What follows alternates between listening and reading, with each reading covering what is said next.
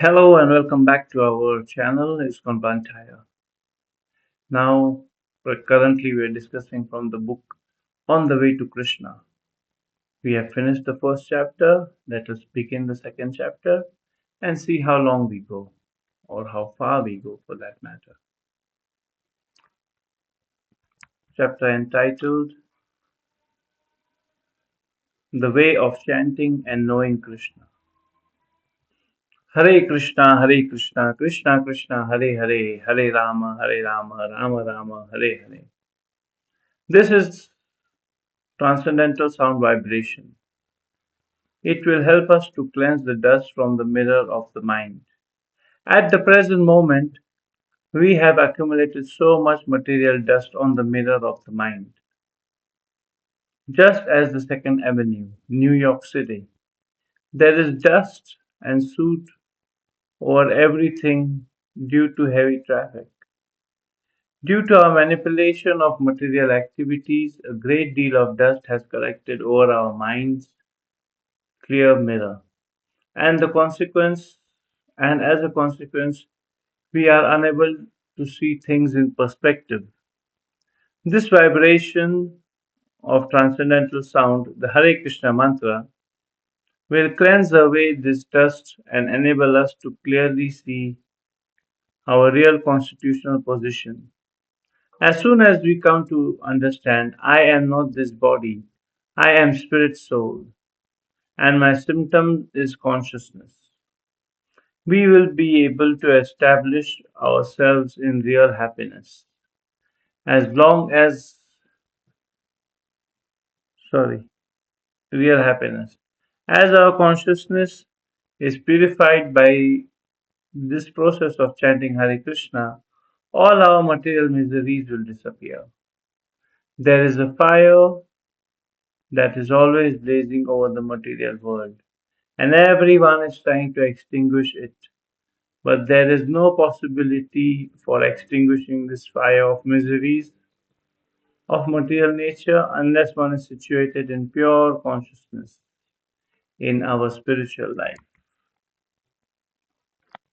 Yes, Prabhupada is mentioning how our mind is collecting so much dust.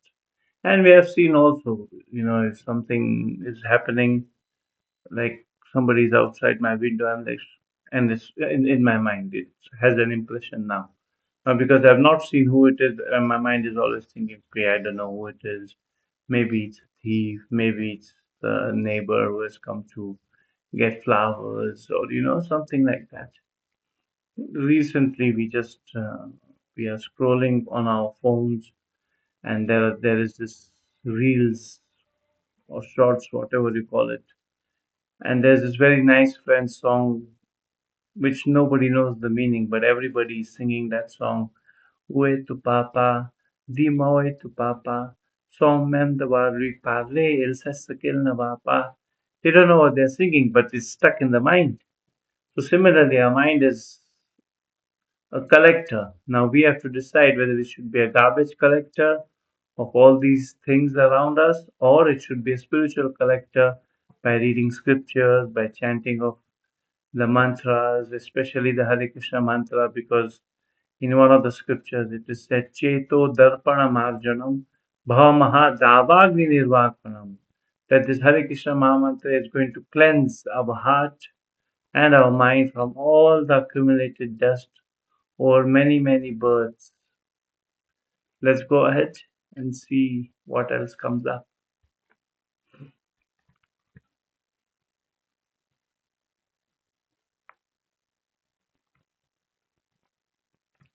One of the purposes of Lord Krishna's descent or appearance in this material world is to extinguish the fire of material existence for all living entities by setting forth dharma. Yada yada hi dharmasya glanir bharatah abhyutanam dharmasya tadatmanam srijami aham परित्राणाय साधूनां विनाशाय च दुष्कृताम् Dharma Sanstharpanaर्थाय Sambhavami Yuge Yuge. Whenever and wherever there is decline in religious practice, O descendant of Bharata, and the predominant rise of irreligion. At that time I descend myself to deliver the pious and to annihilate the miscreants, as well as to re-establish the principles of religion. I myself appear millennium after millennium. Yes, the Lord always comes to save his souls. Everywhere, in every scripture we see, in even every religion we see that, when mankind is going through tough times, God appears and, delivers mankind. Similarly, Lord Krishna is also saying, whenever and wherever there is decline in religion, he himself comes. And why does he come? Most importantly, to re-establish religion, but also to give association to his devotees.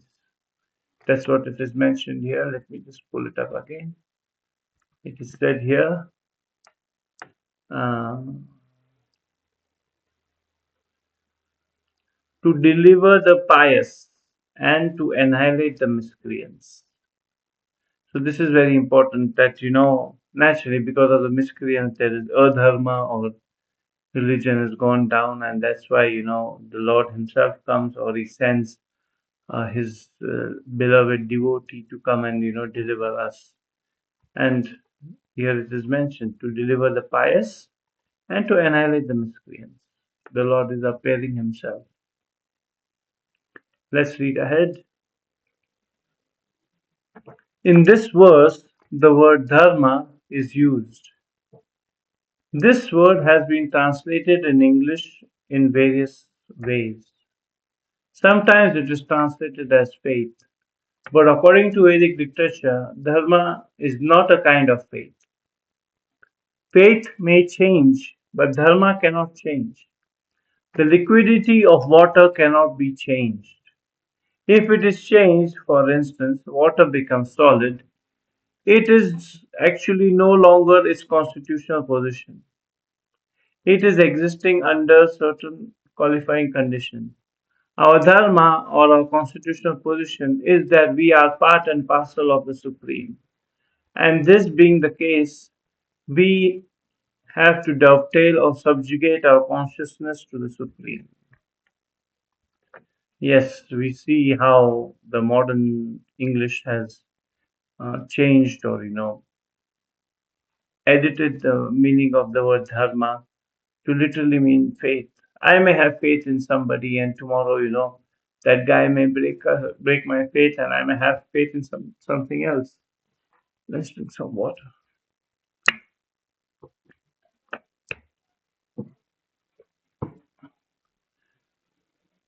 But dharma is the constitutional position of the living entity, and Prabhupada is giving a very nice example that water is known because of its liquidity. If water is no longer liquid, if it becomes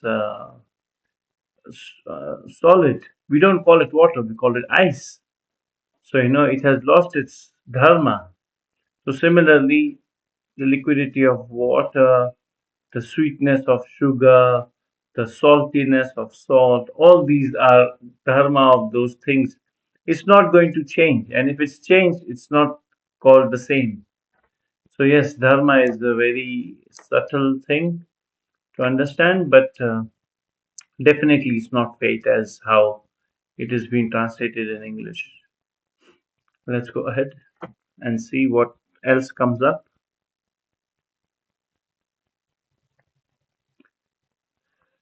Oh, yeah, and Prabhupada also mentions that dharma will be better if we uh,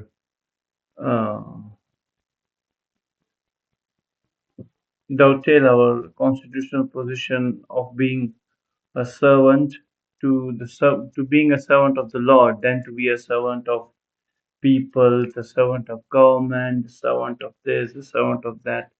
Because all these people are not going to make us happy. But by dovetailing our life to Krishna or God, we are going to be happy. So let's read ahead. This position of transcendental service to the Supreme Whole is being misused due to the material contact. Service is implicit in our constitutional position. Everyone is a servant, and no one is the master.